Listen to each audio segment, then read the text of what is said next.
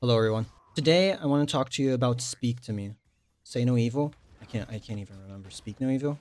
Damn it. I don't remember when I saw it, but I saw saw the trailer for this movie at the theaters for another movie, and immediately it caught my attention. Obviously, very obviously, James McAvoy is on the poster. He is heavily featured in the trailer, and frankly, you can't really hide that like James McAvoy is going to be a bad guy or something. So, real quick, the plot. Basically, a family is on a vacation and they meet another family there. They get along well, and once they get back home from vacation, turns out their life is bad. Is Turns out their life is shitty. Mainly, I assume because they live in London, but that's just my guess. Anyway, immediately when they get back home, they have a letter in the mail from the previous family saying that they miss them. They'd like to come visit. They like them to come visit or something. And they decide, you know what? I hate London.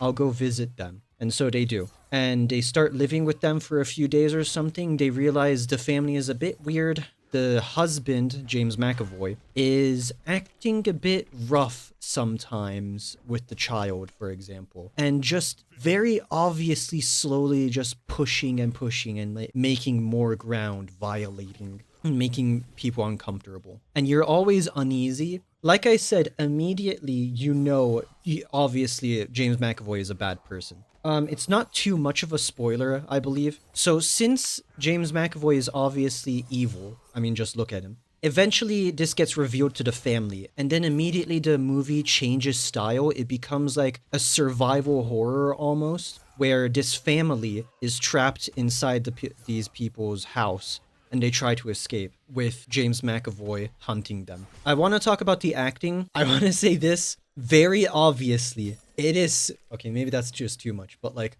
I feel like they just bought James McAvoy and then they told him act. And that is all.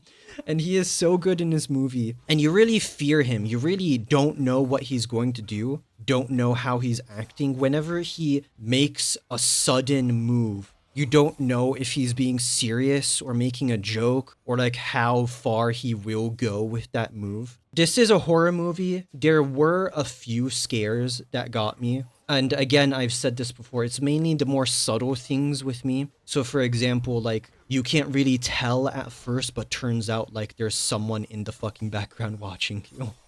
And it wasn't necessarily a scare, but this got me in like the beginning of the movie. If you really want to scare me, I swear, you just need to use audio. You need to use like stereo audio. It somehow, if I feel like there's a sound coming right behind me, I will shit my pants, turn around, try to see where that sound is coming from. Stuff like that happened in the movie and like took me a second to realize it was coming from the movie.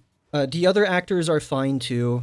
Our family, James McAvoy's wife, the children, they're all fine. The children too. I feel like how the movie, the family, dealt with the situation trying to escape this family, right?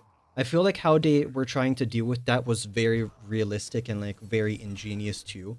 Especially the girl, one thing she does later on, that was really smart brain, like an easy way to get alone, be away from them, or like leave the family. And James McAvoy, they're just like really unyielding sometimes too. Whenever it seems like they're going to escape, oh, something else comes up and they stay for a bit longer because, and I'll say this too now. So the writing in the movie is okay. However, it does very much feel like either just this is just partly the message of the movie, or sometimes, sometimes this happens with writing where like a character is talking about something, a show, a movie, or even in a book. One character is going to go on a tirade about something and you just like, oh, hello writer, I see you. Oh, that's what you're talking about. That's what you care about. This movie a little bit does that in a few places, and it is kind of ham-fisted. Another thing I want to say about the writing is the husband and the wife,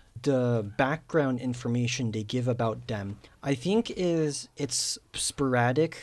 Bits and pieces are given throughout the movie, and I think that was done pretty well, and it's not hard to follow, and it's a pretty, I thought it was a good way to give out information of what happened between the wife and the husband. And speaking of the husband, man, he is such a puss. Look, me and my girlfriend, while watching this, I can agree with her. She said that wife should divorce that husband immediately when they're getting when they make it out of here. Like, jeez. Oddly enough, I looked up and it seems like this is a remake or like a American version of a movie that came out just 2 years ago by the same name that was made in Denmark. I haven't watched it yet, but from the synopsis, it seems to be just the same situation, frankly. It was a bit odd. I think that's about all I want to say about the movie. It was pretty alright. I think 6 or 7 is pretty okay for this. I think I'll go with 6. Yeah,